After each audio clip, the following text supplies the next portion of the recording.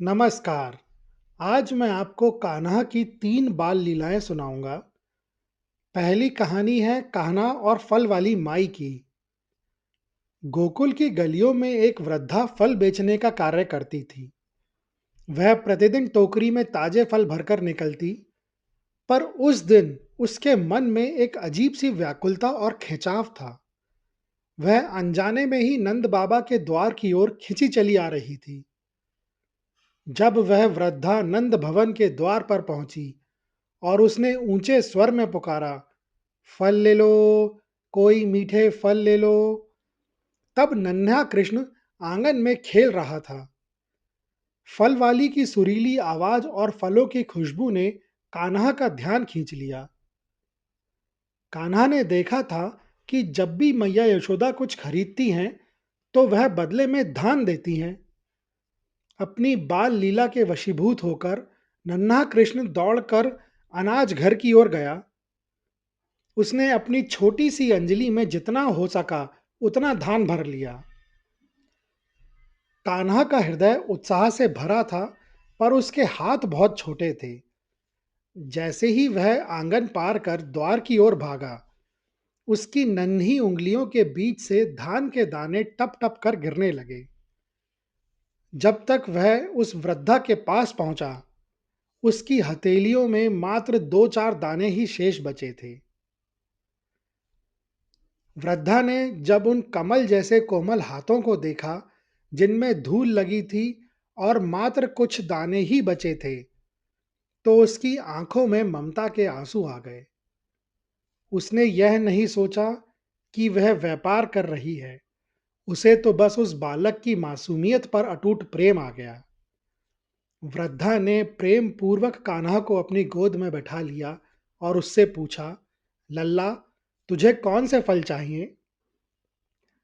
कान्हा ने अपनी तोतली बोली और अपने उंगली के इशारे से सबसे सुंदर फलों की ओर इशारा किया। वृद्धा ने चुन चुनकर सबसे रसीले और मीठे फल कान्हा के छोटे से आंचल में भर दिए।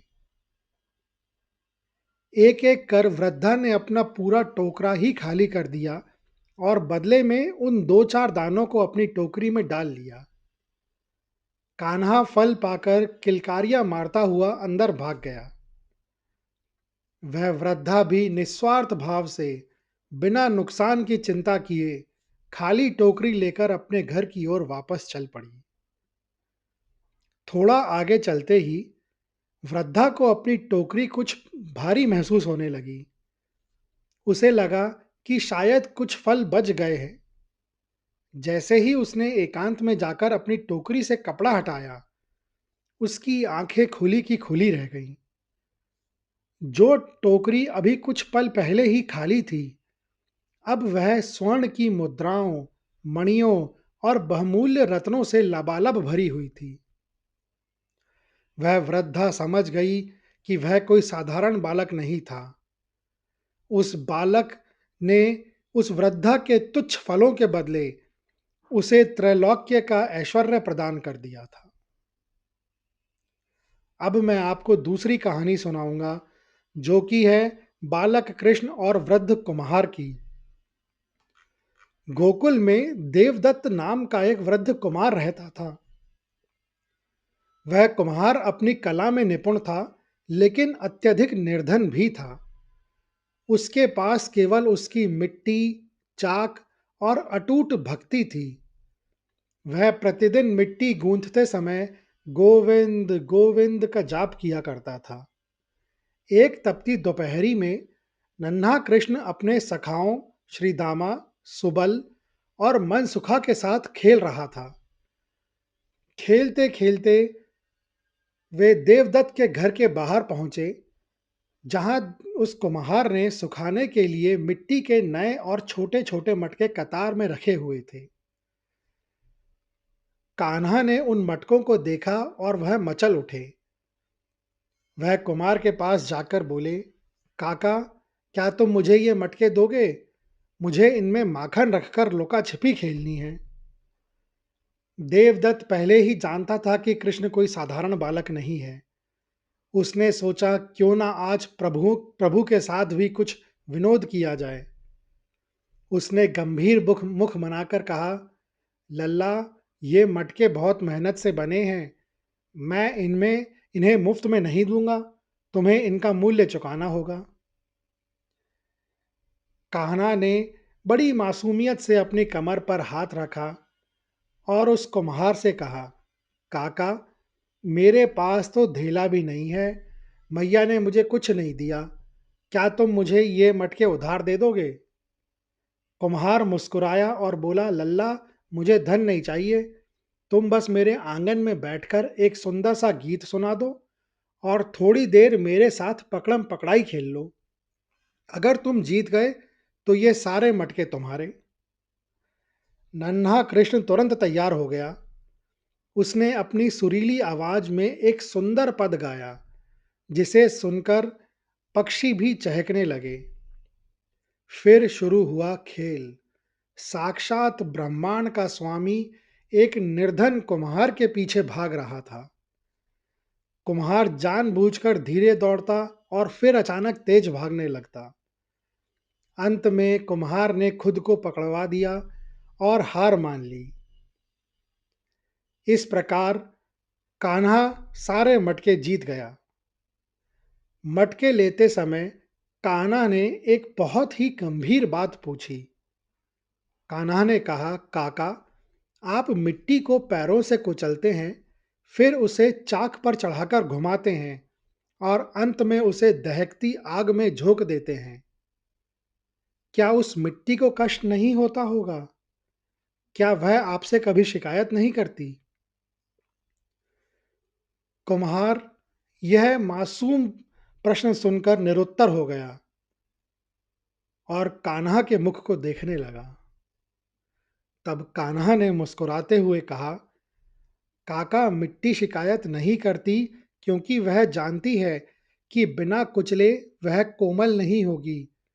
बिना चाक पर चढ़े उसे आकार नहीं मिलेगा और बिना आग में तपे वह कभी अटूट नहीं बनेगी। ईश्वर भी मनुष्य के साथ यही करते हैं। वे जिसे सबसे सुंदर बनाना चाहते हैं, उसे ही सबसे कठिन परीक्षाओं की आग में तपाते हैं। जब कान्हा मटके लेकर अपने सखाओं के साथ चला गया, तब देवदत्त ने अपने आंगन में देखा। जहां जहां कान्हा के चरण पड़े थे, वहां की मिट्टी शुद्ध स्वर्ण में बदल चुकी थी।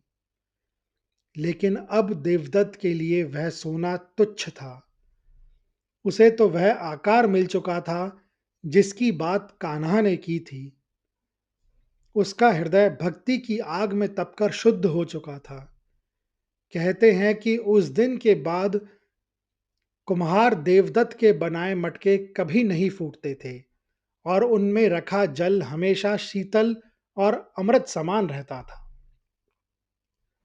अब मैं आपको तीसरी कहानी सुनाऊंगा, जो कि है कृष्ण और बाल ग्वाल श्री दामा की। वृंदावन के घने जंगलों में दोपहर का समय था। सूर्यदेव अपनी पूरी चमक बिखेर रहे थे और पक्षी ऊंचे वृक्षों की छाया में विश्राम कर रहे थे।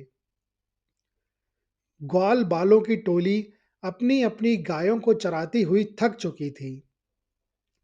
सभी बालक एक विशाल वटवृक्ष के नीचे एकत्रित हुए। हर कोई अपने घर से लाई हुई पोटली खोलने लगा। किसी के पास मैया के हाथ का बना ताजा माखन और मिश्री थी, किसी के पास गर्मा गर्म पराठे और दही, और किसी के पास गुड़ और सूखे मेवे थे। परंतु श्रीदामा एक कोने में चुपचाप बैठ गया।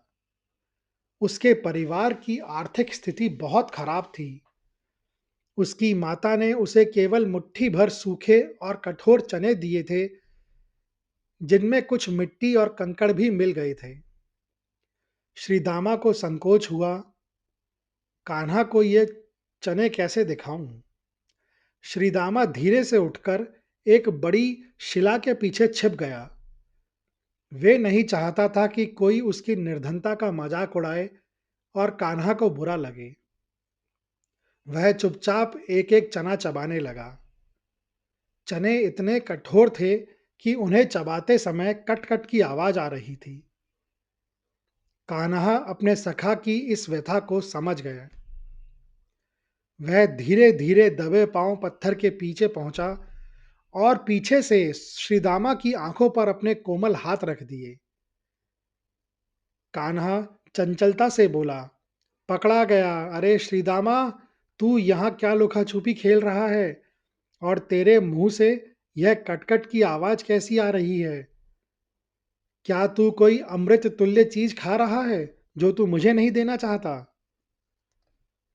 श्रीदामा हड़बड़ा गया। उसने जल्दी से अपनी मुट्ठी बंद कर ली और उसे अपनी पीठ के पीछे छिपा लिया। डर और शर्म के मारे उसने झूठ बोल दिया, "नहीं, नहीं कान्हा, कुछ नहीं है। ये तो बस कुछ बेकार से सूखे कंकड़ पत्थर हैं, जो मेरे हाथ में आ गए थे। मैं तो बस उन्हें फेंकने वाला था।"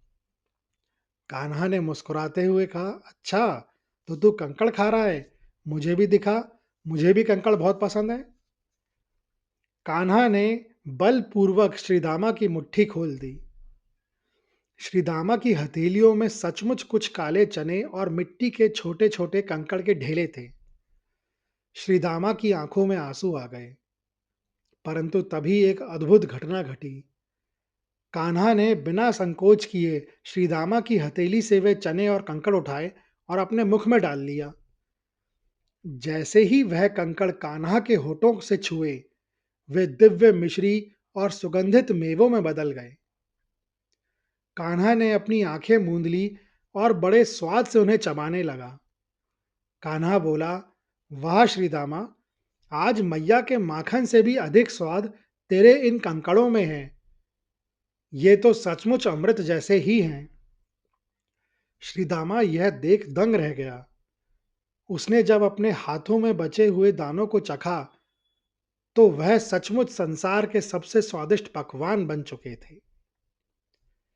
इन सब कहानियों के माध्यम से कान्हा ने दुनिया को सिखाया, पत्रम पुष्पम फलम तोयम यो में भक्त्या प्रयाच्छति। अर्थात कोई भी पत्ता, फूल, फल या केवल जल ही क्यों ना दे, यदि वह भक्ति और प्रेम से दिया गया है, तो मैं उसे सप्रेम स्वीकार करता हूँ। यह कहानियाँ सुनने के लिए धन्यवाद। अगर आपको यह कहानियाँ अच्छी लगी हों, तो कृपया इस वीडियो को ज़्यादा से ज़्यादा लोगों के साथ शेयर करें, लाइक करें व चैनल को सब्सक्राइब करें। कमेंट्स बॉक्स में लिखें, जय श्री कृष्ण।